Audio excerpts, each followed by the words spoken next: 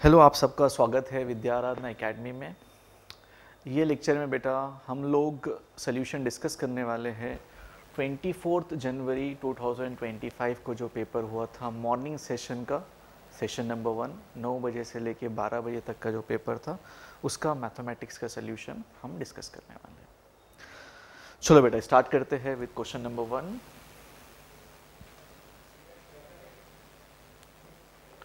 Question number 1 ये रहा, काफ़ी स्पीड से जा रहा है या ये रहा बेटा आपका क्वेश्चन नंबर 1।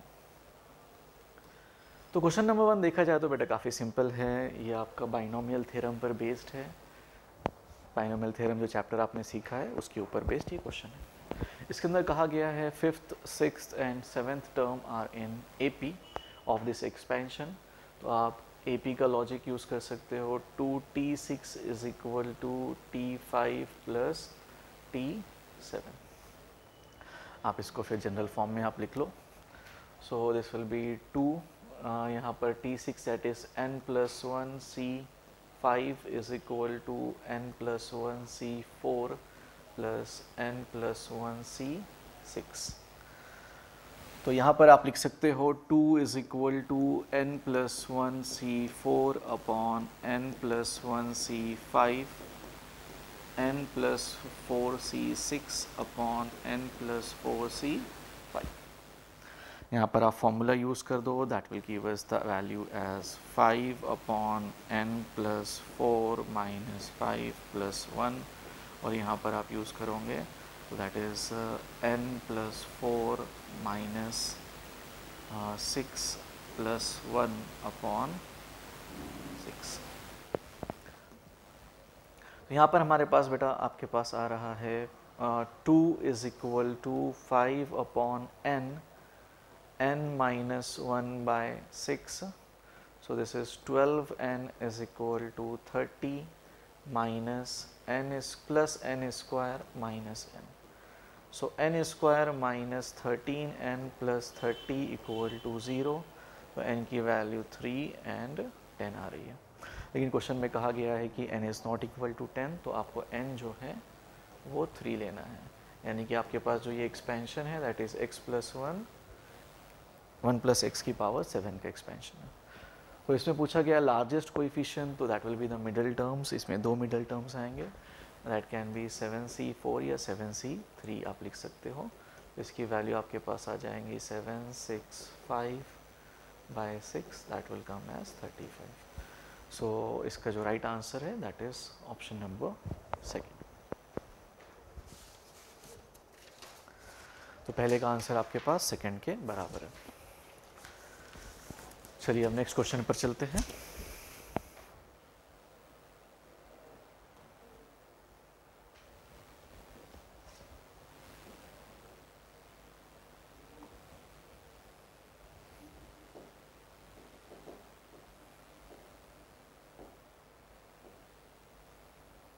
क्वेश्चन नंबर 3 पर आ गया हूँ मैं।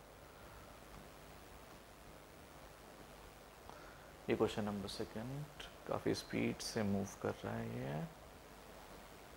ये क्वेश्चन नंबर 2 रहा। क्वेश्चन नंबर 2 जो है वो स्टैटिस्टिक्स पर बेस्ड है।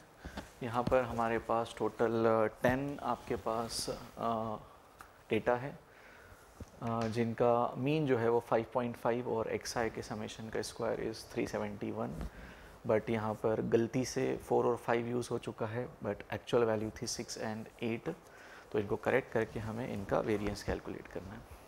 तो सबसे पहले तो मीन को करेक्ट कर लेते हैं। तो जो आपका न्यू मीन आने वाला है दैट विल बी 5.5। तो 10 into 5.5 minus 4 minus 5 plus 6 plus 8 divided by 10। तो ये हमारे पास हो रहा है 55 minus 9 plus 14 by 10 that is 60 by 10 that is 6। आपके पास मीन इज़ 6। सिमिलरली यहाँ पर हम एक्साइज का स्क्वायर की वैल्यू कैलकुलेट कर लेते हैं। तो समेशन ऑफ एक्साई के जो करेक्ट एक्साई का स्क्वायर होने वाला है वो हम कैलकुलेट कर लेते हैं। That will B 371 minus 25 minus 16 plus 64 plus 36। सो यहाँ पर से हमारे पास वैल्यू आ रही है, दिस इज़ 100 और ये 41। सो 330 प्लस 100 दैट इज़ 430। तो आपके पास जो वेरिएंस आने वाला है बेटा यहाँ पर, variance will be 430 by 10 minus mean का स्क्वायर दैट इज़ 36। तो ये 43 minus 36 that is equal to 7। तो ये क्वेश्चन का आंसर जो है वो 7 के बराबर है, इसका वेरिएंस 7 के इक्वल है। चलो बेटा आगे बढ़ते हैं, नेक्स्ट क्वेश्चन आपके पास है उस पे जाते हैं।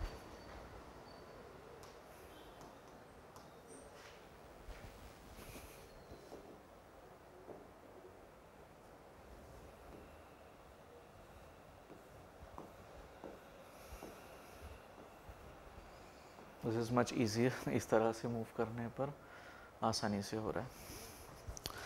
चलो बेटा अगला क्वेश्चन यहाँ पर है कि आपको कॉन्करेंट लाइन गिवन है और कहा गया है कि ये तीनों लाइन कॉन्करेंट है यानी कि डिटर्मिनेंट 0 होने वाला है, और image of 1, 2 is on this line is this thing. Okay, तो बेटा आपके पास ये एक लाइन है 2x minus 3y plus lambda equal to 0। So 1, 2 की मैं अगर इमेज ले रहा हूँ इस पॉइंट के अबाउट, इस लाइन के अबाउट, तो डैट इज़ 57/13 माइनस 40/13। तो बेटा जो इसका मिड पॉइंट आने वाला है ना वो इस लाइन पर लाई करेगा। तो अगर मैं इसका मिड पॉइंट कैलकुलेट कर लूँ तो इसका मिड पॉइंट आपके पास होने वाला है 57 plus 13/13/2 comma minus 40 plus 26 upon 13 into 2। This will be the mid point. और ये आ रहा है 60 यानी कि आपके पास मिड पॉइंट आ रहा है 70 35/13, और ये आ रहा है हमारे पास 14 यानी कि 7/13। This is the mid point, वो भी नेगेटिव में। This midpoint will lie on this line so that we can calculate lambda. So 2 into 35/13 plus 21/13 plus lambda is equal to 0. So this is 70 यानी कि 91/13 plus lambda is equal to 0. So lambda is equal to -7 के बराबर हो गया। अब आपके पास given है कि ये तीनों लाइन कॉन्करेंट है, तो आप डिटर्मिनेंट इक्वल टू 0 कर लो। तो 3 minus 4 minus alpha 8 minus 11 minus 13 2 minus 3 और लैम्डा की वैल्यू में -7 सब्सटीट्यूट कर देता हूँ। ये कॉन्करेंट है तो यहाँ पर आपके पास वैल्यू 0 आनी चाहिए।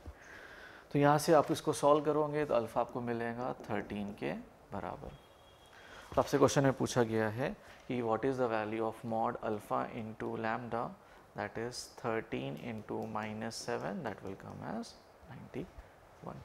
आपका इस क्वेश्चन का आंसर 91 के बराबर है। तो अभी तक जितने भी क्वेश्चन हमने किए हैं, ये 3 क्वेश्चन जो है वो थोड़े से कैलकुलेटिव थोड़े से है, but most of them like they are easily solvable.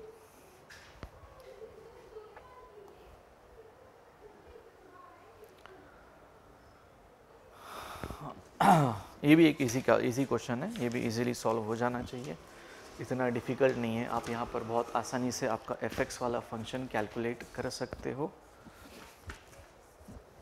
तो हम क्या करते हैं, x की जगह पर 1/x रिप्लेस करते हैं।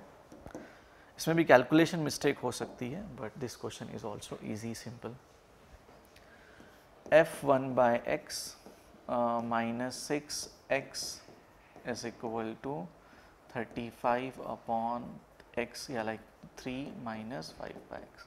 ये दो इक्वेशन का यूज़ करके आप fx कैलकुलेट कर लेते हो। मैं डायरेक्ट यहाँ पर आपका fx लिख देता हूँ। जो आपको fx मिलने वाला है that will come as -2x minus 1/3x plus 1/2 करके, this is your fx। Okay, ये दोनों इक्वेशन को आप ऐड सब्ट्रैक्ट कर लो, आपको fx मिल जाएगा। अब आपको लिमिट गिवन है, लिमिट एक्सटेंडिंग टू 0 1 अपॉन alpha x minus 2x plus 1/x minus 1/3x, इसके लिमिट की वैल्यू बीटा के बराबर है। तो यहाँ पर आप कंपेयर कर लो बच्चों, this term is equal to this, ये कैंसिल आउट होना चाहिए, तो यहाँ से हम कह सकते हैं अल्फ़ा इज इक्वल टू 3 के बराबर, और लिमिट जब मैं 0 सब्सटीट्यूट करूँगा तो this will come as beta as 1/2। तो क्वेश्चन में आपसे पूछा गया है अल्फ़ा प्लस 2 बीटा, सो हम यहाँ पर लिख सकते हैं 3 into 2 into 1/2, that is 3 plus 1, that is equal to 4 के बराबर। तो ये क्वेश्चन का जो सोल्यूशन है हमारा पास वो 4 के बराबर है। तो ये भी सॉल्वेबल एंड इजी क्वेश्चन है, टाइम टेकिंग है, लेंदी हो सकते हैं थोड़े से आपको कैलकुलेशन में, बट आप सॉल्व ज़रूर कर पाओगे।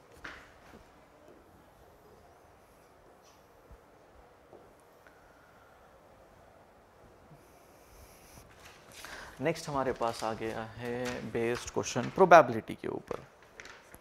प्रोबेबिलिटी पे यहाँ पर क्वेश्चन है कि भाई आप यहाँ पे दो लोग हैं जो डाइस को थ्रो कर रहे हैं अल्टरनेटली।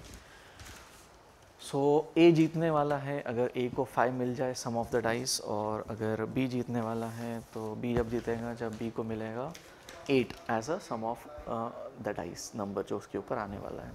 तो ए थ्रो कर रहा है और ए ही जीतना चाहिए। तो probability of A winning, probability of A के विन होने की प्रोबेबिलिटी जो है हमारे पास, दैट विल बी 5 का सम चाहिए हमें।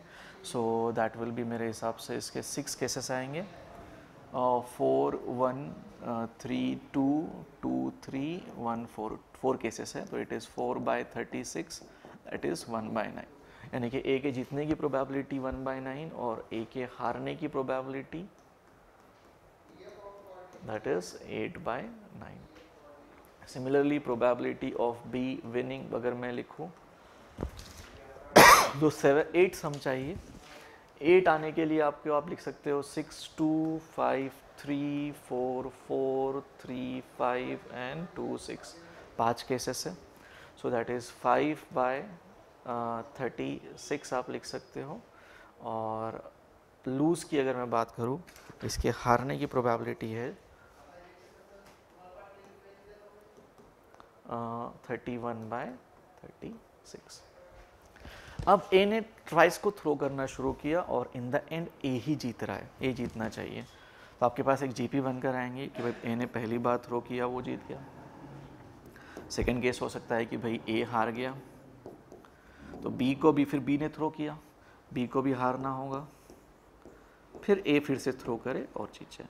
इस तरह से एक इन्फिनिट जीपी आपके पास बनेंगे। इसका फर्स्ट टर्म आपके पास है a इज़ इक्वल टू 1/9 के बराबर है, और अगर मैं कॉमन रेशो की बात करूं तो यहाँ पर मैं इसको कैंसिल आउट कर सकता हूँ। This will be like 2, this will be 9, so common ratio is coming as 31/81 के 62/81 के बराबर। 31 इंटू 2 होने वाला है, तो दिस विल बी 62। तो आपके पास जो प्रोबेबिलिटी आने वाली है that is 1/9 upon 1 minus 62/81, that is 1/9 upon 81 minus 62, that is 19/81, that is coming as 9/19 के इक्वल। और हमारा थर्ड ऑप्शन इसका राइट ऑप्शन है। सो ये भी एक आसान क्वेश्चन था। अभी तक जितने भी क्वेश्चन किए they were like much simpler and easy questions.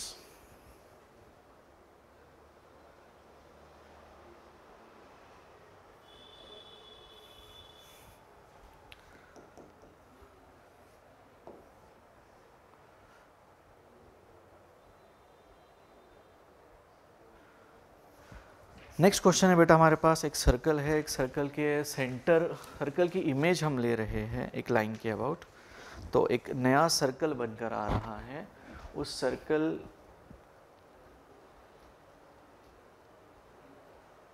सी जो है, सी रिप्रेजेंट कर रहा है इस सर्कल की इमेज इस लाइन के अबाउट, और इस तरह से एक पुराना सर्कल है, इस सर्कल की इमेज मैंने ले ली, एक लाइन के अबाउट हमारे पास लाइक 2x - 3y + 5। तो एक मेरे पास नया सर्कल बनकर आया।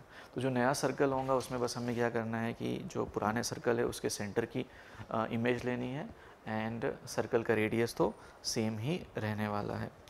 तो जो नया सर्कल आपके पास आने वाला है उसका अगर मैं सेंटर या इसकी इक्वेशन अगर कैलकुलेट करूँ तो इसका सेंटर आपको मिलेगा इस 2x - 3y + 5 के अबाउट। जब आप इमेज लोगे तो इसका सेंटर आपके पास आने वाला है -3,4 और रेडियस में कोई चेंज नहीं होने वाला है, तो रेडियस विल बी 3 ओनली। तो जो ये नया सर्कल है इस सर्कल की इक्वेशन है x + 3 का होल स्क्वायर + y - 4 का whole square is equal to 9 के बराबर।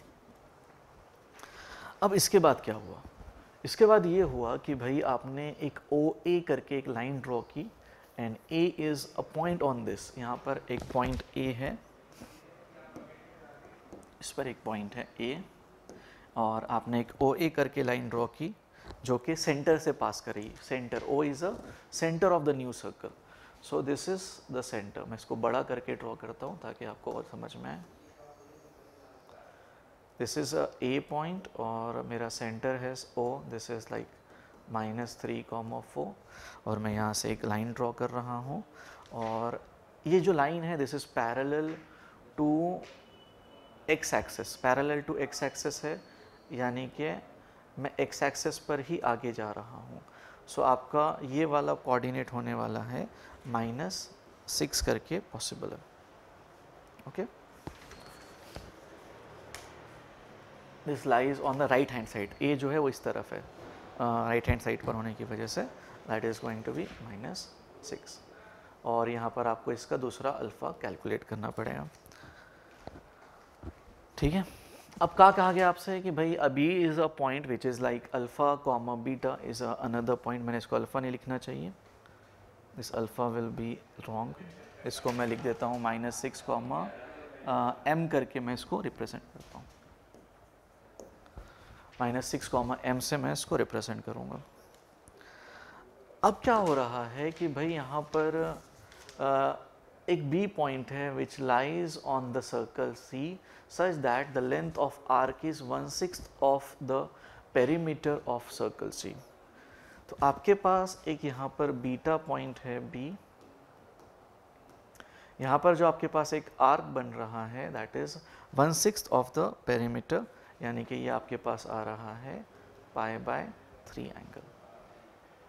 ओके, सो आप इस पॉइंट को रोटेट कर रहे हो और आपका जो नया बीटा पॉइंट है वो कैलकुलेट कर रहे हो।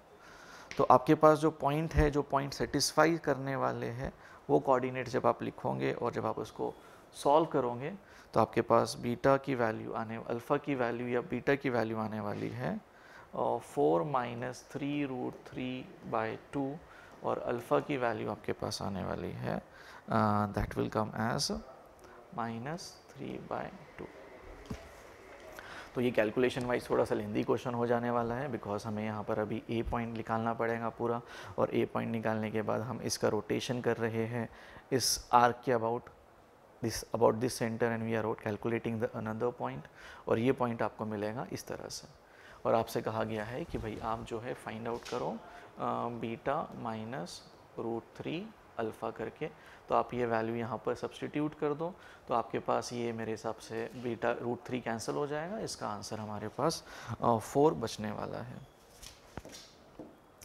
तो बेटा यहाँ पर मैंने थोड़ा सा कैलकुलेशन स्किप किया है या आखिरी पार्ट में कि अल्फ़ा और बीटा कैलकुलेट करते समय because it is going to be time consuming, और एग्ज़ाम के हिसाब से भी ये क्वेश्चन आपको स्किप करना था because it will be a lengthy and calculative question.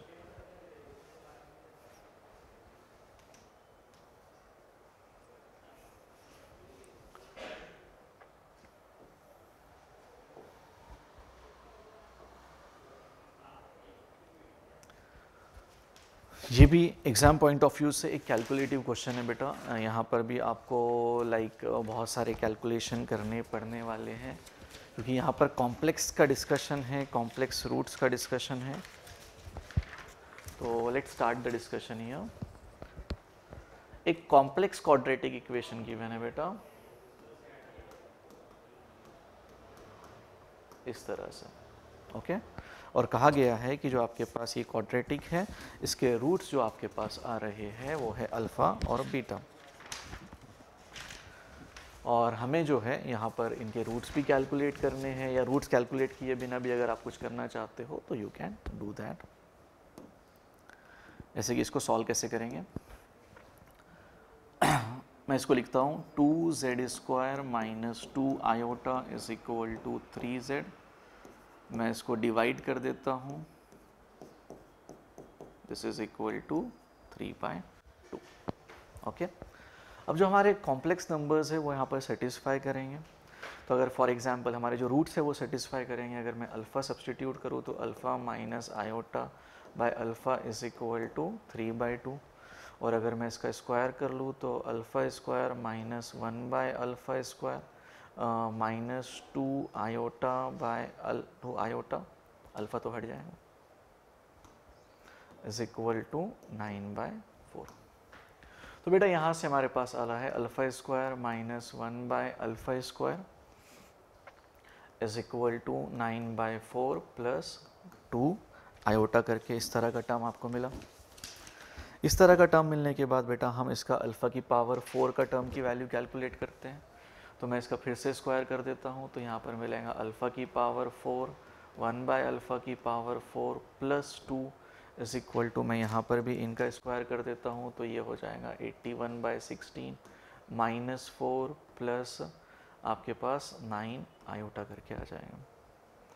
और जब मैं इसको सिंप्लीफाई करके लिखूँगा तो अल्फ़ा की पावर 4 अपॉन 1 बाय अल्फ़ा की पावर 4 की वैल्यू जो हमारे पास आने वाली है दैट इज़ 49/16 49/16 हमारे पास आ जाएगा। अच्छा ये -2 होगा बेटा, मैं वही कह रहा हूँ, कुछ कैलकुलेशन मिस्टेक मुझे नज़र आ रही है। सो ये -2 हो जाएगा, तो it will be -2 32 49/16 plus 9 by this. Okay, तो सेम लॉजिक मैं बीटा के लिए भी लिख सकता हूँ। तो बीटा के लिए भी मैं सेम तरीके से लिखूँगा, तो बीटा की वैल्यू भी मैं सेम कैलकुलेट कर सकता हूँ, बीटा की पावर 4 अपॉन, ठीक है। अब कैलकुलेशन करते हैं यहाँ पर जिस चीज़ की वैल्यू फाइंड आउट करनी है। तो ऊपर अगर मैं क्या कॉमन लूँ, ऊपर अगर मैं कॉमन लेना शुरू करता हूँ तो अल्फ़ा की पावर 15 अगर मैं कॉमन लूँ तो मेरे पास बचेगा बेटा अल्फ़ा की पावर 4 प्लस 1 बाय अल्फ़ा की पावर 4। सिमिलरली यहाँ पर मैं बीटा की पावर 15 अगर मैं कॉमन लूँ तो दैट इज़ अल्फ़ा की पावर या बीटा की पावर 4 प्लस 1 बाय बीटा की पावर 4, एंड ये दोनों की वैल्यू सेम है। तो हम इसको लिख सकते हैं अल्फ़ा की पावर 15 प्लस बीटा की पावर 15 और अल्फ़ा की पावर 15 बीटा की पावर 15, और इसका कॉमन फैक्टर आ जाएगा ये टर्म। ये चीज़ और ये चीज़ कैंसिल हो गई, इसकी वैल्यू मैं लिख सकता हूँ that is 49/16 plus 9 iota.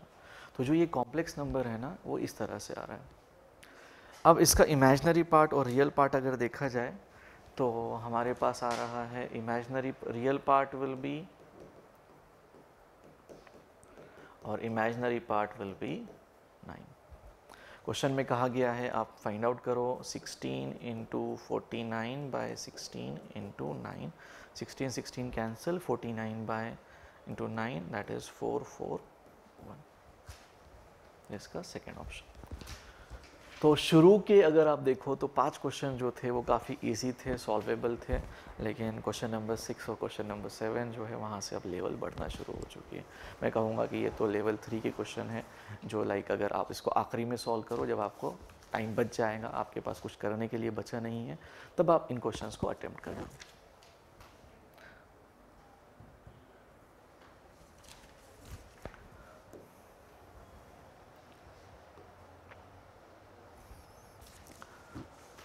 Next is this question, यहाँ पर रीजन कैलकुलेट करना है। एक रीजन है यहाँ पर है, सबसे पहले तो वो रीजन शेड करना पड़ेगा। रीजन शेड करने के बाद हमें कहा गया है the largest rectangle which can be substitute here is parallel to the coordinate axis. तो अगर मैं पहले तो रीजन अगर मैं बना लूँ तो रीजन जो है वो इस तरह से कुछ होगा।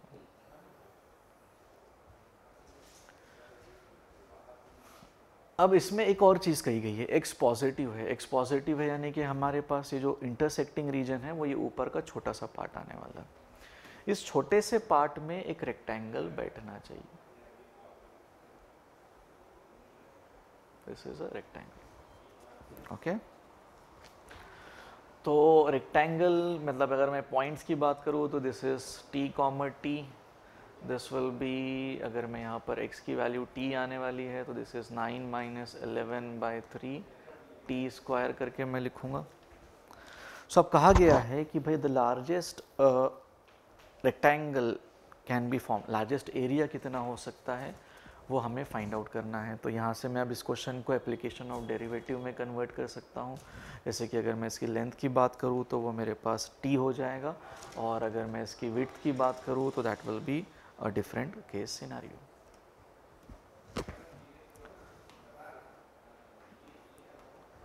सो ये लेंथ आपके पास हो गई है t के बराबर, और ये लेंथ अगर मैं कैलकुलेट करूँ तो that is 9 minus 11/3 t square minus t के इक्वल।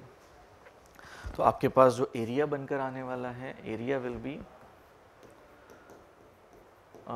t इंटू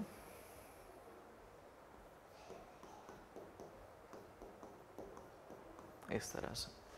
सो एक अगर आप यहाँ पर देखो तो एक क्यूबिक बनकर आ रही है एरिया के टर्म्स में।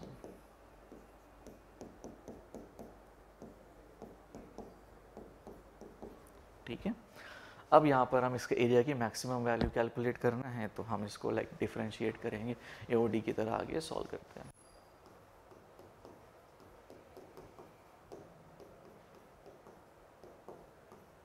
ठीक है, और अगर आप देखो तो यहाँ से आपके पास t की वैल्यूज़ आपको मिलेंगी, t will come as -1 and 9/11। तो इसकी जो मैक्सिमम वैल्यू आपको मिलने वाली है, मैक्स वैल्यू आपको मिलेंगी when t is equal to 9/11 के बराबर। तो आप इस 9/11 को यहाँ पर सब्सटीट्यूट कर दो तो आपको आपका मैक्सिमम एरिया मिल जाएगा, एंड मैक्सिमम एरिया की वैल्यू आपके पास आने वाली है 567/121। कुछ कैलकुलेशंस मैं यहाँ पे स्किप कर रहा हूँ, बट मैं आपको प्रोसेस बताते जा रहा हूँ कि भाई एरिया का जो फंक्शन है वो इस तरह से बनकर आ गया। तो इस एरिया के फंक्शन की मैक्सिमम वैल्यू कैलकुलेट करने के लिए हमने एओडी का कंसेप्ट यूज़ किया। हमने इसको हमने dy/dt को इक्वल टू 0 किया, तो हमें t की दो वैल्यूज़ मिली। सो उसकी मैक्सिमम वैल्यू जो है वो हमें 9/11 पर मिलने वाली है। ओके, चलिए आगे बढ़ते हैं। ये क्वेश्चन करे जैसा था, थोड़ा सा कैलकुलेटिव था, मीडियम लेवल था, बट प्रीवियस जो दो क्वेश्चन थे उनकी कंपेयर में ये क्वेश्चन डुएबल है।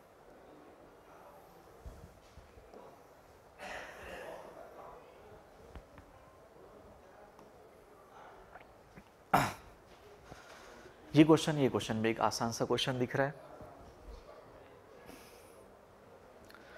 The number of product of all rational roots के सारे रूट्स का प्रोडक्ट आपको फाइंड आउट करने के लिए कहा गया है। तो आप बहुत आसानी से यहाँ पे इनकी इक्वेशन फ्रेम कर सकते हो। सो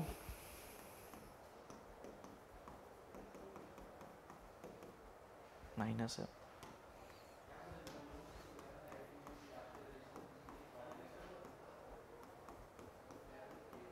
ठीक है। तो एज यू नो आपने बहुत बार सॉल्व किया होगा इस तरह के क्वेश्चन को। हमने 11/9x को t कंसीडर कर लेते हैं, सॉरी x²/9x को मैं t कंसीडर कर लेता हूँ। तो दिस इज t प्लस 11 का whole square minus t plus 20 is equal to 3, t square plus 22t plus 121 minus t minus 20 equal to 3, t square plus 21t, और यहाँ पर आपके पास आया 101 में से मैंने ये निकाला तो 98 आपके पास आ रहा है, 98 आपके पास मिला। तो यहाँ से आपके पास t की वैल्यू जो है that is coming as -14 and -7। फिर से हम इसको इक्वेट करते हैं, t x² minus 9x plus 14 equal to 0 and x² minus 9x plus 7 equal to 0। यहाँ से हम और चीज़ें कैलकुलेट कर सकते हैं। तो बेटा यहाँ पर जब आप रूट्स के बारे में देखोगे तो आपके पास इनका प्रोडक्ट ऑफ क्या कहा गया है, product of all rational roots, irrational roots का डिस्कशन नहीं है। तो यहाँ पे आपके पास इरैशनल रूट्स मिलेंगे तो यहाँ से हम हट गए, यहाँ से हम कैलकुलेट करेंगे तो प्रोडक्ट ऑफ रैशनल रूट्स, यहाँ पे 7 and 2 are the rational roots, यहाँ पर आपको इरैशनल रूट्स मिलने वाले हैं, ये नहीं कैलकुलेट करना है। तो आंसर है 7 × 2 दैट इज इक्वल टू 14 के बराबर। ये क्वेश्चन करे ऐसा क्वेश्चन था। तो आपके शुरू के 5 क्वेश्चन और ये एक छठा क्वेश्चन विच इज़ आपको हमेशा एग्जाम में ये करने थे, और बीच में हमारे पास 3 क्वेश्चन ऐसे गुजरे हैं जिसमें से 2 क्वेश्चन जो आप स्किप कर दो या आखिरी में करो, और एक क्वेश्चन जो था जो आप अटेम्प्ट कर सकते हो अगर आपके चाहो तो, आपके अंडरस्टैंडिंग और आपके लॉजिक पर बेस्ड है कि आपको वो चैप्टर कितना स्ट्रांगली आता है।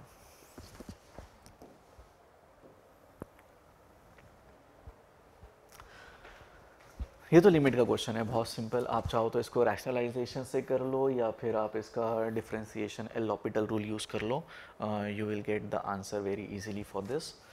तो मैं इसके ऊपर क्या कर लेता हूँ, इसको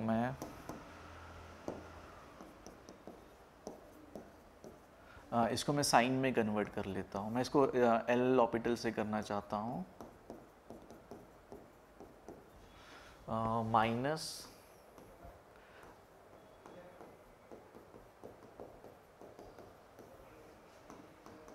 ठीक है, एक बार में ही हो जाएगा। आप एक बार डिफरेंशिएट कर लो तो नीचे तो कॉस आ गया आपके पास, और इसको डिफरेंशिएट करोगे एंड में साइन ही बचेगा, that will give us the value as 0 when you substitute the value of x as 0। तो इसमें ये टर्म 0 ही रहने वाला है, यहाँ पर माइनस साइन रहेंगी, ऊपर एक कॉस बचेगा और नीचे के टर्म जैसे कि वैसे।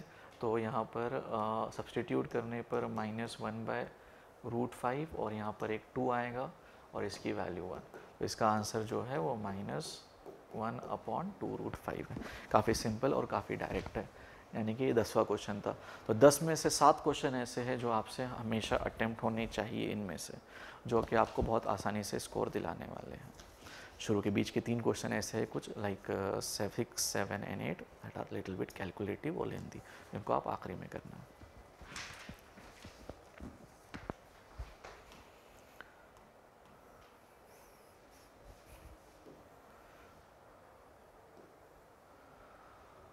ये भी क्वेश्चन सॉल्वेबल है। Sn आपको गिवन है, Sn कैसे डिस्कशन शुरू करना है। तो अगर मैं यहाँ पर डिस्कशन शुरू करूँ इसका तो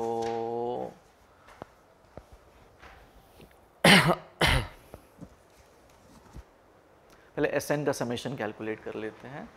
Sn का पैटर्न जो है यहाँ पर है बेटा,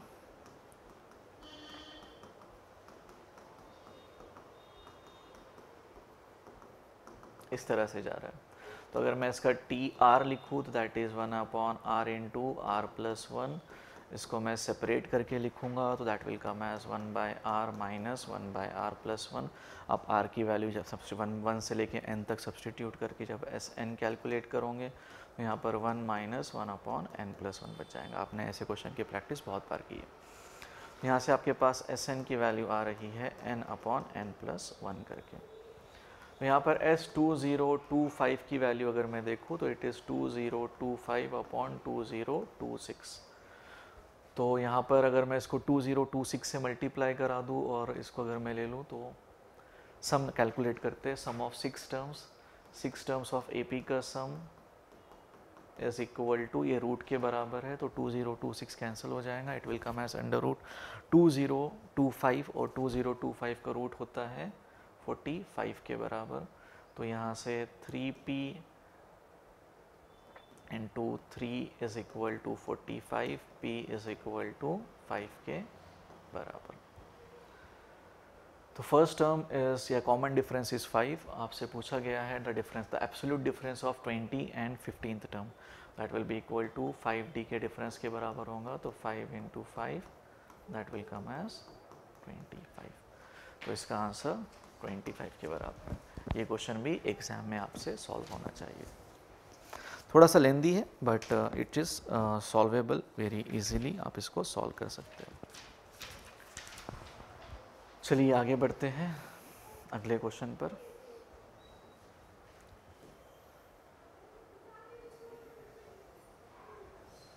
ये आपका डेफिनेट इंटीग्रेशन पर बेस्ड क्वेश्चन है।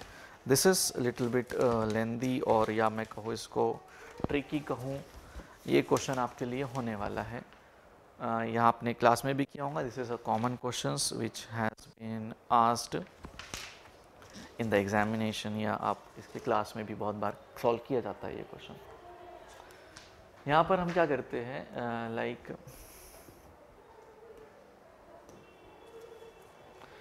x को सब्सटीट्यूट करते हैं साइन स्क्वायर थीटा, तो आपके पास dx की वैल्यू आ गई 2 sine theta cos theta d theta.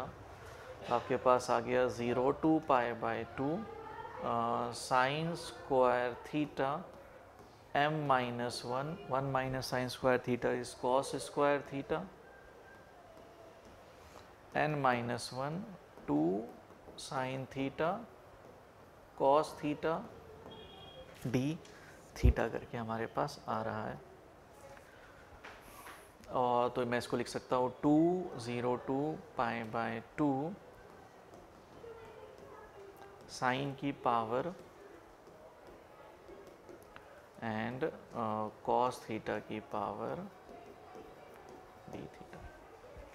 अब आप यहाँ पर n और m की वैल्यू सब्सटीट्यूट कर दो। आपके पास लाइक आए 9, 14 एंड 10, 13 कैलकुलेट करना है। आप ये दोनों सब्सटीट्यूट कर दो, बहुत आसानी से आपको इसका आंसर मिल जाएगा।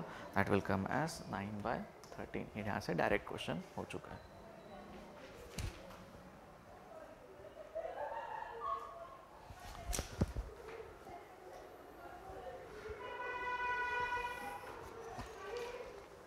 ये आपका डिटर्मिनेंट का सिंपल सा क्वेश्चन, लाइक आपको यहाँ पर इन्फिनाइट सॉल्यूशंस का डिस्कशन करना है।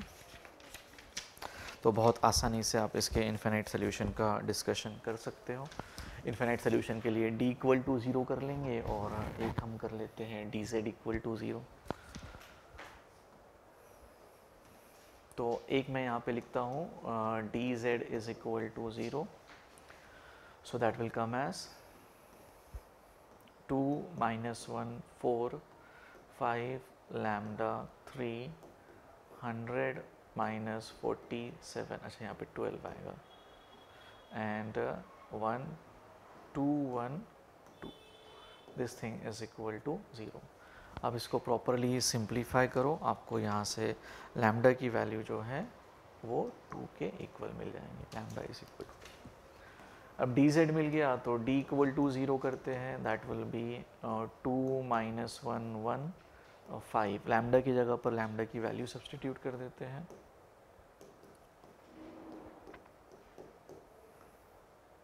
म्यू, इसकी भी वैल्यू 0 के बराबर। तो यहाँ से जब आप म्यू सॉल्व करोगे तो आपको म्यू की वैल्यू 53 के इक्वल मिलेंगी। तो आपसे पूछा गया है कि यहाँ पर lambda will come as -2 here. थोड़ा सा इसको एरर को ठीक कर लेना। इसको सॉल्व करने पर लैम्डा की वैल्यू -2 के बराबर आने वाली है। और इसको कैलकुलेट करने से पहले इसको सिंप्लीफाई कर लो। इसको 2 से मल्टीप्लाई करके सब्ट्रैक्ट करो, बहुत सारी चीज़ें सिंप्लीफाई होने वाली है। ठीक है, तो आपको पूछा गया है यहाँ पर mu -2 lambda that is equal to 53 + 4 that is 57 के इक्वल। तो ये भी एक बहुत आसान और डुएबल क्वेश्चन था। एग्जाम में आपको ये भी क्वेश्चन अटेम्प्ट करना था। तो अभी तक हमने 13 क्वेश्चन कर लिए है। 13 क्वेश्चन में से मेरे हिसाब से 9 क्वेश्चन, 8 to 9 क्वेश्चन तो मिनिमम हमें ऐसे मिले हैं जो आप आसानी से सिंप्लीफाई कर सकते हो। तो 45 मिनट्स में आपके इतने क्वेश्चन आसानी से हो जाएंगे, 9 क्वेश्चंस मेरे हिसाब से।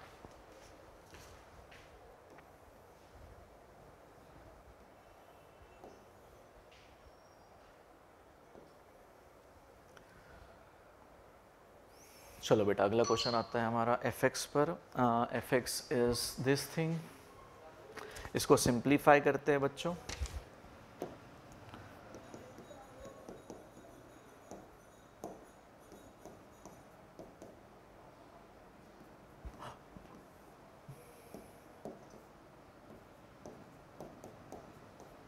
होल स्क्वायर बनाएंगे। तो यहाँ पर आपके पास fx की वैल्यू आ रही है बेटा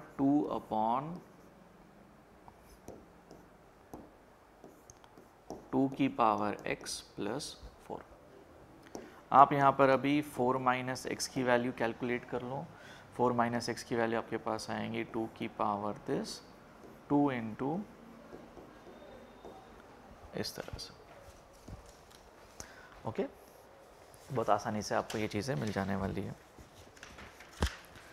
इसके बाद आप इन दोनों का सम करोगे अगर, तो आपके पास जो सम का जो पैटर्न आपके पास बनकर आने वाला है that will be in the form of this. So fx plus f4 minus x, इन दोनों का सम जो है दैट विल कम एज 1/2 के इक्वल। बाकी चीज़ कैंसिल हो जाएंगे। अब ये जो टर्म्स का पैटर्न आपको कैलकुलेट करना है वो इसी तरह की पैटर्न को कैलकुलेट करने के लिए आपसे पूछ रहा है। तो हमारे पास बाहर लिखा हुआ है 8, यहाँ पर आपके पास टोटल सेट्स अगर मैं देखूँ तो मेरे हिसाब से यहाँ पर 58, 20, 59 हो जाएंगे या 58 हो जाएंगे। 58 का हाफ हो जाएगा 29, तो ये 29 इंटू 1/2 बचेगा मेरे हिसाब से, और एक बीच का टर्म बचने वाला है मिडिल, दैट विल बी 2 पर अगर वैल्यू मैं देखूँ इसकी सो ये आने वाली है 1/4 के बराबर। एक 2 पे वैल्यू कैलकुलेट करनी पड़ेगी, बाकी आपको सारे सेट मिल जाएंगे 1/15 एंड 59/15, और इनका सम 4 का ये पैटर्न फॉलो कर रहा है। 2/15 एंड 58/15 इनका सम ये पैटर्न फॉलो कर रहा है। तो आप इसको कैलकुलेट कर लो, तो आपके पास यहाँ से आंसर आने वाला है 118 के इक्वल। तो ये भी लेकिन थोड़ा सा मीडियम लेवल का क्वेश्चन था, लेकिन जो बच्चों को ये कंसेप्ट मालूम है, जो थोड़ा सा फंक्शन जिसने अच्छे से प्रैक्टिस किया है, वो ये क्वेश्चन भी अटेम्प्ट कर सकते हैं।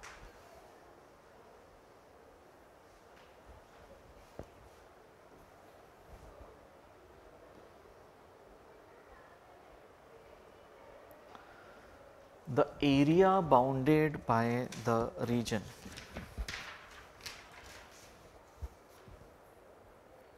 चलो let's draw the parabola first. Parabola अगर मैं ड्रॉ करूँ आपके पास, तो इसका जो मिनिमम वैल्यू है, इसके रूट्स जो है दैट विल बी, इसकी मिनिमम वैल्यू -2 पर मिलेंगी, -b/2a पर, और इसकी मिनिमम वैल्यू अगर मैं लोएस्ट वैल्यू कैलकुलेट करूँ तो दैट विल बी -t/4a। सो ये आने वाला है माइनस ऑफ 16 माइनस 8/4 -2 के बराबर। सो यानी कि अगर इस पैराबोला को मैं ड्रॉ करता हूँ तो -2 पर ये -2 है, ये कुछ इस तरह का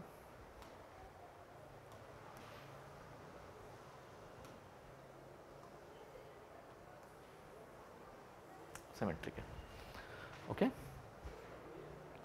और दूसरा है हमारे पास y इज इक्वल टू, और ये इससे लेस होना चाहिए, यानी कि हमारा जो रीजन है वो x², यहाँ पे बोला गया है y इज ग्रेटर और इक्वल टू,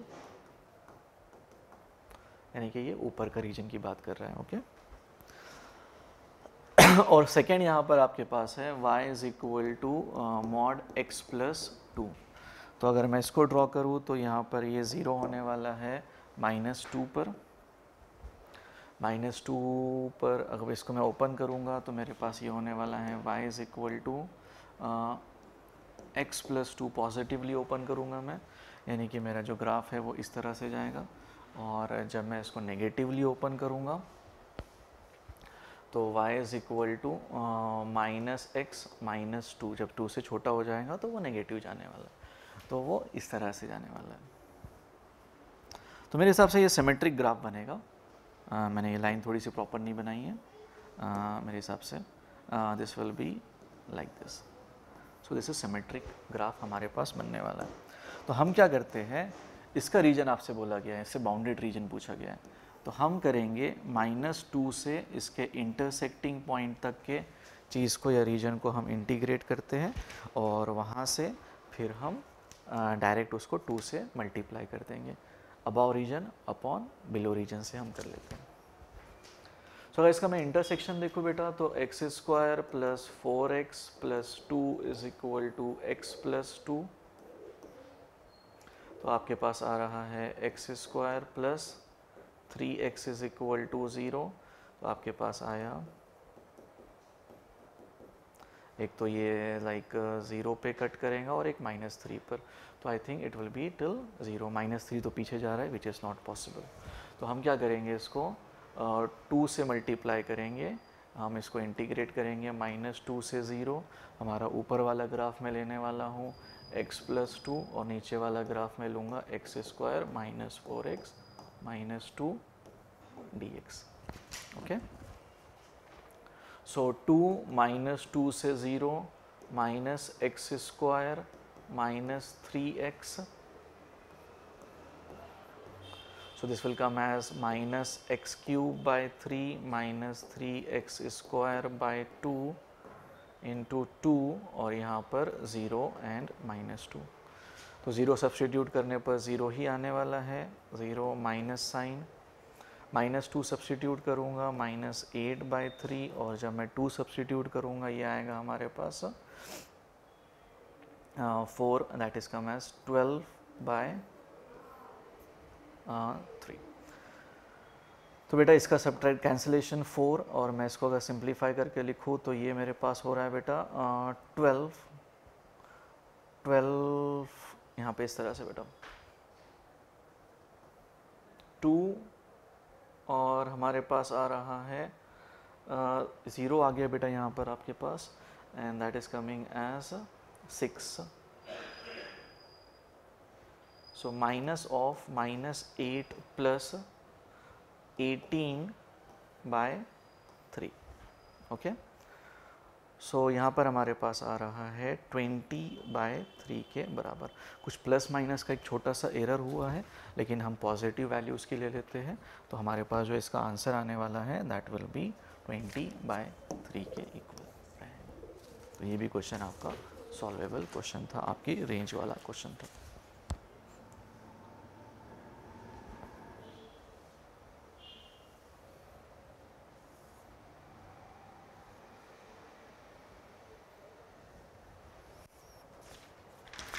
नेक्स्ट हमारे पास है यहाँ पर let the next question, question number 16 पर आते हैं बेटा। क्वेश्चन नंबर 16 में आपसे कहा गया है the product of the focal distance of the point this on the ellipse this is 7/4। तो एज यू नो, ये भी एक कैलकुलेटिव क्वेश्चन है बेटा, कैलकुलेशन वाइज ये लेंथ जाने वाला है। प्रोडक्ट ऑफ फोकल डिस्टेंस बोला गया। प्रोडक्ट ऑफ फोकल डिस्टेंस का फॉर्मूला होता है a plus e x1 and a minus e x1 आ जाता है। That will come as a square minus e square x1 square a square minus 3e square that is equal to 7/4 के बराबर हमारे पास आ रहा है। तो अगर मैं a स्क्वायर की बात करूँ तो a square is 7/4 plus 3e square के इक्वल है।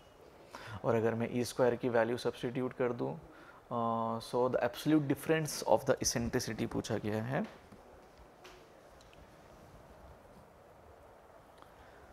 अब क्या कर सकते हैं हम इसके अंदर, इतनी वैल्यू, एक इक्वेशन हमारे पास ये आ गई है।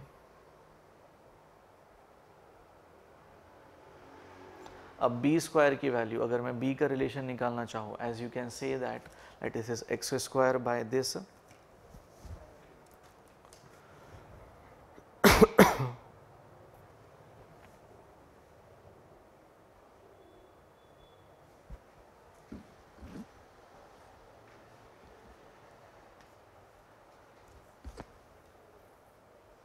The focal distance of the focal distance इस पॉइंट पर, ये जो पॉइंट है इस एलिप्स पे लाई करता है, तो मैं यहाँ पर इसको सब्सटीट्यूट कर सकता हूँ। सो इसको सब्सटीट्यूट करने से हमारे पास आ जाएगा 3/a square plus 1/4 b square is equal to 1। यहाँ पर हमारे पास a और b स्क्वायर का रिलेशन आ गया है। ठीक है, तो अब यहाँ पर हम क्या कर सकते हैं, बी स्क्वायर को ए स्क्वायर के टर्म में रिप्लेस करते हैं। E square is equal to 1 minus b square by a square, b square is equal to 1 minus e square into a square करके। थोड़ा सा कैलकुलेटिव जा रहा है यहाँ पर। अब यहाँ पर मैं 3 बाय ए स्क्वायर की जगह पर 7/4 प्लस 3 स्क्वायर सब्सटीट्यूट करूँगा, एंड सिमिलरली बी स्क्वायर की जगह पर मैं सब्सटीट्यूट करूँगा 1/4, और यहाँ पर मैं ए स्क्वायर की वैल्यू सब्सटीट्यूट कर सकता हूँ। ए को मैं कॉमन लेकर भेज देता हूँ, ए ये था हमारा। तो हमारे पास यहाँ पर जो इक्वेशन आ रही है, इक्वेशन है 13 minus 12 e square is equal to 7 plus 12 e square 1 minus e square करके। इस तरह से हमारे पास एक बाई क्वाड्रेटिक आ रही है ई के टर्म्स में। तो अगर मैं यहाँ पर इस बाई क्वाड्रेटिक को सॉल्व करूँ तो बाई क्वाड्रेटिक बनेंगी हमारे पास 12 ई की power 4 minus 17 E square plus 6। मैं ये बाई क्वाड्रेटिक को डायरेक्टली लिख दे रहा हूँ because exam point of view से ये क्वेश्चन काफ़ी लेंथी हो चुका है। अब यहाँ से आपके पास ई की वैल्यू आने वाली है, e will come as 3 by e square will come as 3/4 and 2/3. So e will come as √3/2 and under root 2/3। तो आपको इसका डिफरेंस बोला गया है।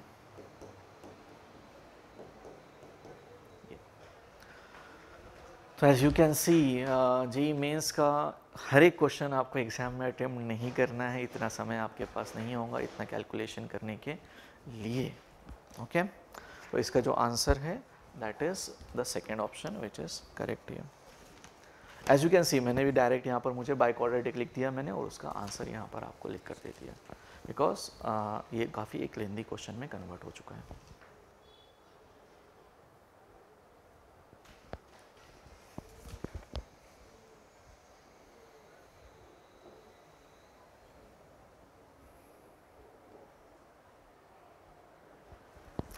ये एक आसान क्वेश्चन है, ये सिंपल एक डिफरेंशियल इक्वेशन का क्वेश्चन आपके पास आ गया है जिसको आप बहुत आसानी से सिंप्लीफाई कर सकते हो। Okay so let's start solving this question. क्या करेंगे सबसे पहले हम इसको dy बाई डी एक्स में कन्वर्ट कर लेते हैं। अगर इसको मैं dy बाई डी एक्स में कन्वर्ट करके लिखूंगा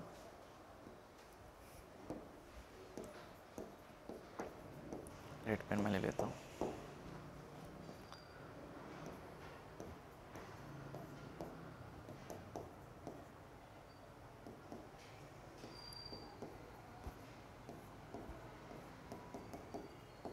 इस तरह से ओके आप इंटीग्रेटिंग फैक्टर वगैरह कैलकुलेट कर लो। इसका इंटीग्रेटिंग फैक्टर आने वाला है e की power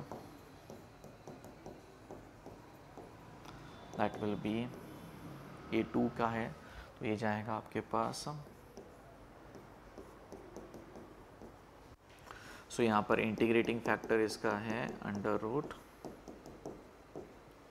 so y into integrating factor integration ये इसको कैंसिल आउट कर देगा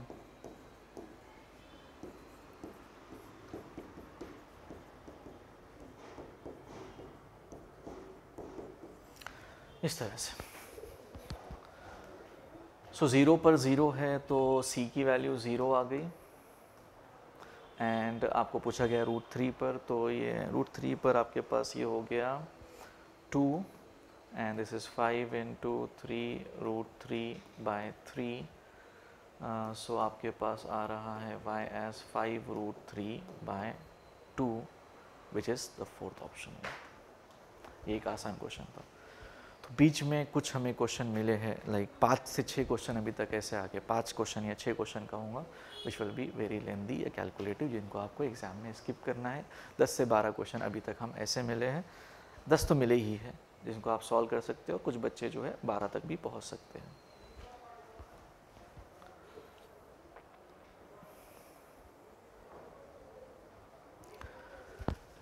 If the line is passing through this and parallel to the line this intersect it at point P, तो आपसे पूछा गया है कि भाई व्हाट इज़ द डिस्टेंस। आपका ये भी आपका जो क्वेश्चन है एग्ज़ाम पॉइंट ऑफ व्यू से आपको ये क्वेश्चन सॉल्व करना है, सॉल्वेबल क्वेश्चन है एंड बहुत आसानी से आप इसको सिंप्लीफाई कर सकते हो। ओके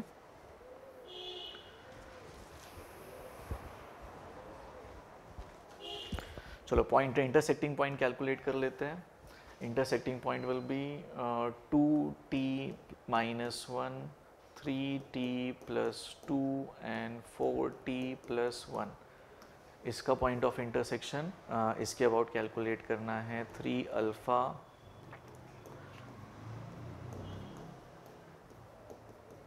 ठीक है। आप इनको इक्वेट करके यहाँ से टी या अल्फ़ा दोनों में से एक की वैल्यू कैलकुलेट कर लो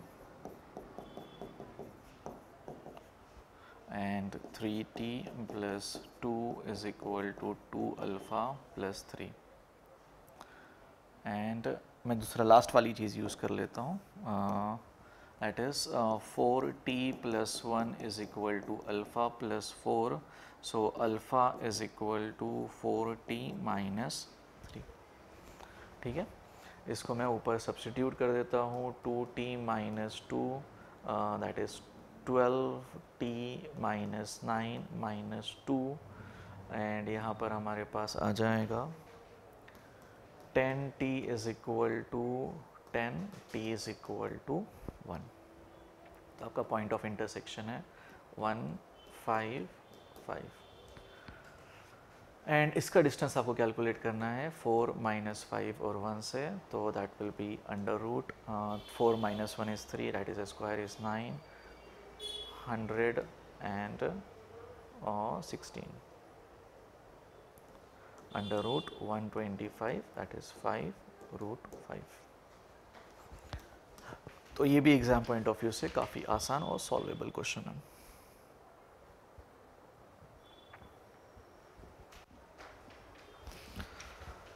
अगले क्वेश्चन पर चलते हैं।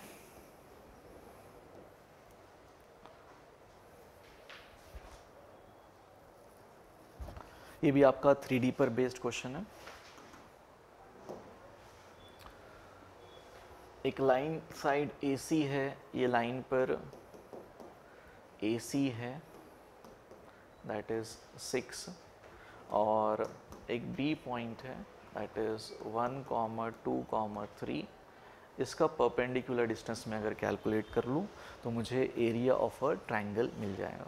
ओके इस लाइन से इसका परपेंडिकुलर डिस्टेंस कैलकुलेट कर ले तो 1/2 बेस इंटू हाइट से हम area of a triangle calculate कर सकते हैं काफ़ी आसानी के साथ।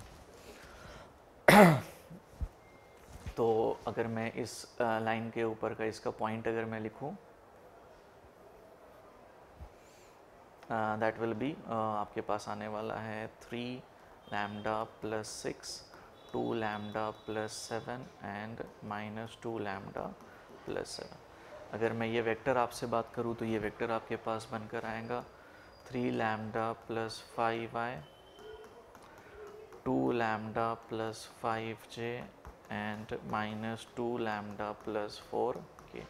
इसका डॉट प्रोडक्ट आप लाइन की डायरेक्शन के साथ ले लो। लाइन का डायरेक्शन है 3, 2 and -2, so that is 9 lambda plus 15 and 4 lambda plus 10 plus 4 lambda minus 8 is equal to 0। तो आपके पास आ रहा है 9 plus 8 is 17 and 25 minus 8 is also 17, so lambda is equal to -1। Lambda -1 हो गया तो आपके पास ये वाला पॉइंट हो गया 3, 5 एंड 9। तो इन दोनों पॉइंट का फुट ऑफ परपेंडिकुलर का और ये B पॉइंट का अगर मैं डिस्टेंस कैलकुलेट करूँ तो दैट विल कम एज 4 + 9 + 36। तो ये 13 हो गया यानी कि 7 के इक्वल हो गया। सो आपके पास एरिया ऑफ ट्रायंगल हो जाएगा 1/2 6 × 7 दैट विल बी 21 के इक्वल। तो इसका आंसर 21 के बराबर आ रहा है। इसका फोर्थ ऑप्शन करेक्ट है।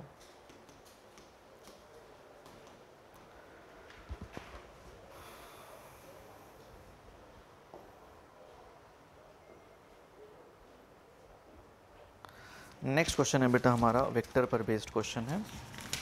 अगर मैं इसको सॉल्व करूँ तो यहाँ पर कहा गया है ए एंड बी, दो वेक्टर गिवन है। Vector C is coplanar with A and B के अंदर लाई करता है, और vector C is perpendicular to B. तो अगर आपने वेक्टर ट्रिपल प्रोडक्ट पढ़ा है तो वेक्टर ट्रिपल प्रोडक्ट से आप लिख सकते हो ये कोप्लेनर और परपेंडिकुलर कोप्लेनर, और एक के परपेंडिकुलर हो तो आप लिख सकते हो c is equal to lambda b cross a cross b करके। This will be your c vector. अगर मैं इसको लिखूँ तो सी वेक्टर हमारे पास आ रहा है lambda B dot B A minus B dot A B करके।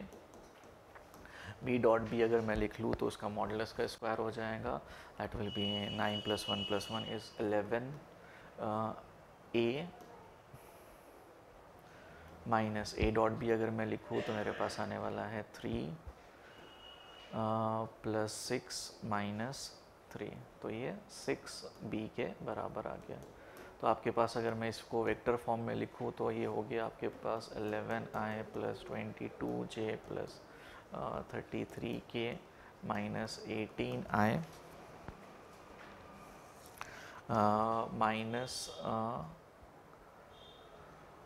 -6j and +6k।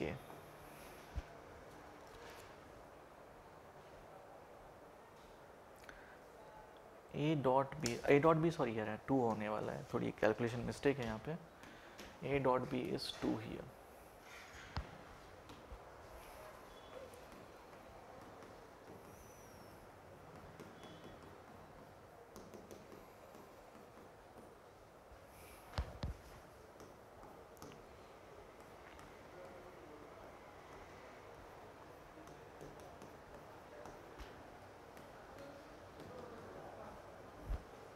That will be 5i + 4j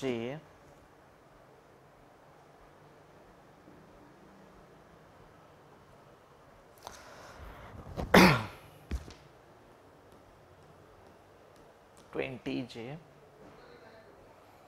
and +35k। अगर मैं 5 कॉमन ले लूँ तो 5 lambda is equal to i + 4j + 7k के बराबर है। अब a डॉट सी की वैल्यू आपको गिवन है, a dot C is equal to 5 के बराबर है, तो मैं इसका डॉट सी के साथ ले लेता हूँ। a का ये सी वेक्टर हो गया, सी वेक्टर का डॉट मैं a के साथ ले लूँगा और वहाँ से मैं चीज़ों को इक्वेट करता हूँ। तो a डॉट सी जब मैं ले लूँगा तो 5 लैम्डा तो फिक्स हमारा है, a डॉट सी आपको देगा 1 + 8 + 21 इज इक्वल टू 5 के बराबर हो गया। सो लैम्डा जो आपके पास आ रहा है दैट इज़ कमिंग एज 1/30 के बराबर, और 1/30 आपके पास आ गया तो you can say that vector C is equal to 1/6 i + 4j + 7k। इसका मॉडुलस आपसे पूछा गया है, इसका मॉडुलस अगर मैं कैलकुलेट करूँ तो 1/6 1 +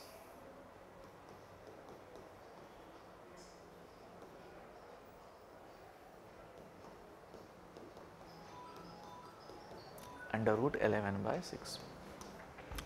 ये क्वेश्चन भी सॉल्वेबल है लेकिन लेंदी है, आपको इसमें थोड़ा सा कैलकुलेशन करना पड़ेगा, 3-4 मिनट आपके जाएंगे, and but you can do this question as well. चलो आगे बढ़ते हैं बेटा, हमारे आखिरी सेट पर आते हैं। Now let's enter into integer question.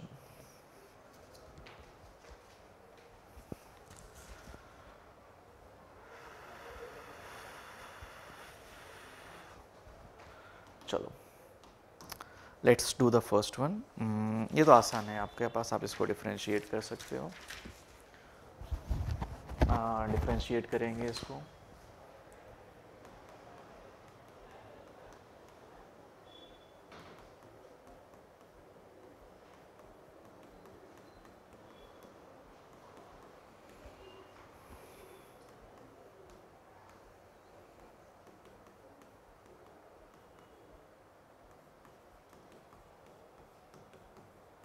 Okay तो बहुत आसानी से आप इसको लाइक लीनियर फॉर्म में लिख सकते हो, लीनियर फॉर्म में fx को अगर आप y कंसीडर करो तो ये बहुत आसानी से आपके लीनियर फॉर्म में कन्वर्ट हो जाएगा and you can write it as this x plus y dy by d x minus 3y is equal to 3। आप कॉमन लेकर कैंसिल आउट करोगे और fx को अगर y कंसीडर करते हो तो ये लीनियर फॉर्म में आपके पास आ गया।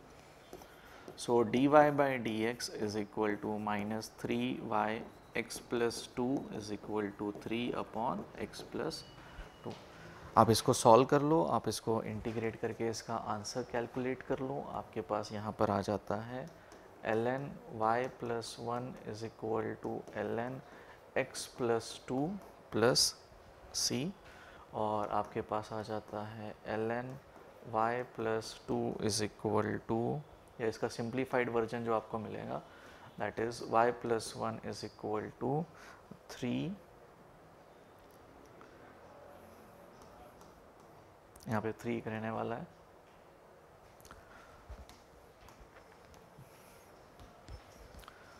y plus 1 is equal to 3 नहीं c आएगा, c x प्लस 2 का क्यूब करके।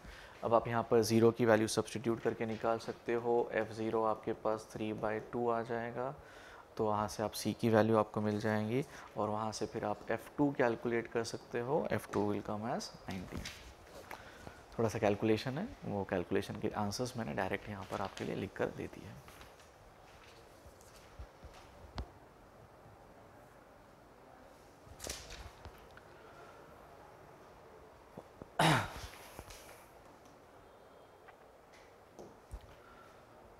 ये एक आसान क्वेश्चन है, इसको मैं लिख सकता हूँ 1 प्लस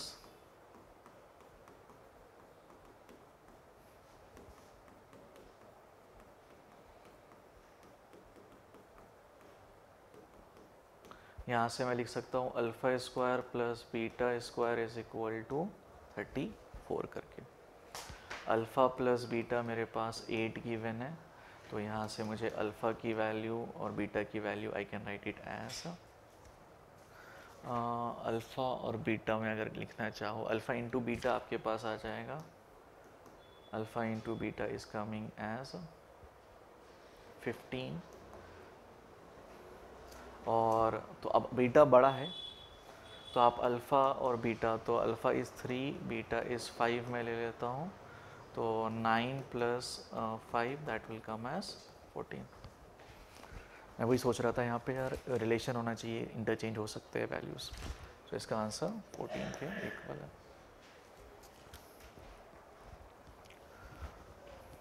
अब नेक्स्ट क्वेश्चन है 3 डिजिट नंबर। 3 डिजिट नंबर जो कि 2 and 3 से डिविजिबल हो जाए, तो वो नंबर हमारे पास होने वाले हैं 102, 10, 6 से डिवाइड होने वाला नंबर, 6 से डिवाइड होने वाले नंबर्स लिखते हैं 108, इस तरह से 996, इस तरह के ये 150 नंबर्स आएंगे। 36 4 और 9 से डिवाइड होने वाले, 4 और 9 से डिवाइड होने वाले यानी कि 36 से डिवाइड होने वाले। 36 से डिवाइड होने वाले नंबर जो है वो मैं लिख रहा हूँ, ऐसे नंबर्स होंगे, इनकी क्वांटिटी आपके पास 25 के बराबर आने वाली है। तो आपका नंबर जो है वो 3 से 6 से डिवाइड होना चाहिए, लेकिन 36 से डिवाइड नहीं हो सकता है। सो ऐसे नंबर आपके पास 125 रहेंगे।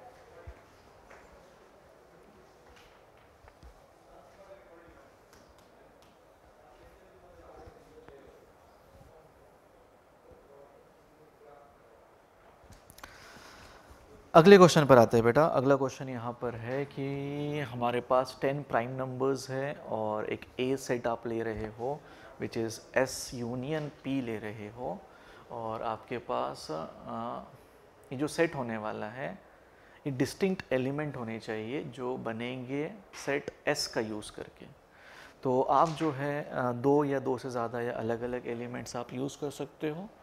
तो अगर मैं यहाँ पे इसका सोल्यूशन लिखूँ तो मैं लिखूँगा यार इंटरसेक्शन है, so 10 x is divisible by y वाला पैटर्न है। तो अगर मैं इसका सोल्यूशन लिखूँ तो that is be 10 9c0 9c1 9c2 till 9c9। So it will come as 10 into 2 की power 9 10 into 512 that will be like 5120. इतने पॉसिबल वेज होंगे जहाँ पर आपके पास ये कंडीशन फुलफिल होने वाली है।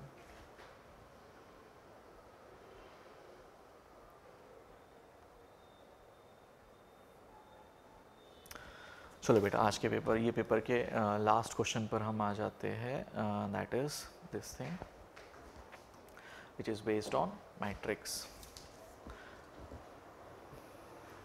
एक 3x3 मैट्रिक्स है जो इस कंडीशन को फॉलो कर रही है। तो जब आप ए मैट्रिक्स पे यहाँ पे सब्सटीट्यूट करोगे अलग अलग एलिमेंट्स के साथ और कंडीशंस, इस कंडीशन को फुलफिल करोगे तो आपको मिलेगा कि भाई ये जो मैट्रिक्स है that is a skew symmetric matrix होने वाली है। यानी कि जो हमारे पास यहाँ पर मैट्रिक्स आ रही है that is basically 0 x y z -x 0 -y -z 0। This is basically your equation, this is basically your matrix. और हम जो है अब इसको मल्टीप्लाई कर रहे हैं। यहाँ से हमारे पास एक इक्वेशंस आएंगे और हम इसी सेम मैट्रिक्स को मल्टीप्लाई करेंगे इससे।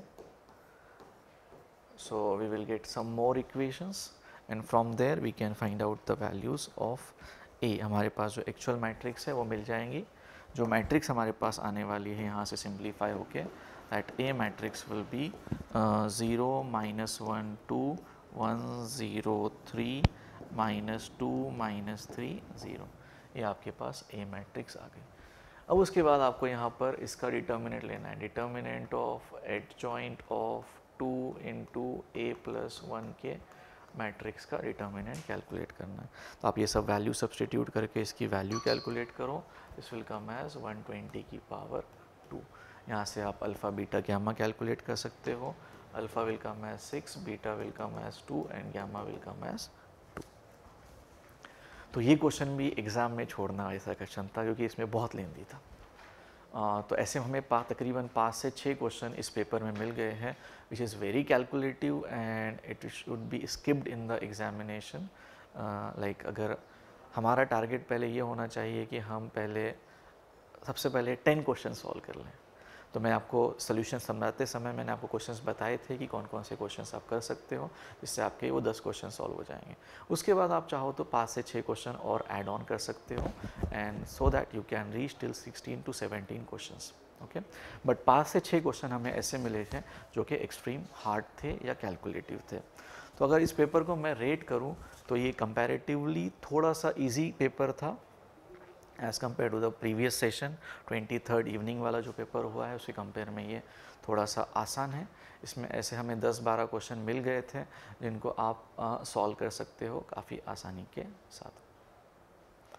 ठीक है, तो इस सेशन के लिए हम यहीं पे रुकते हैं।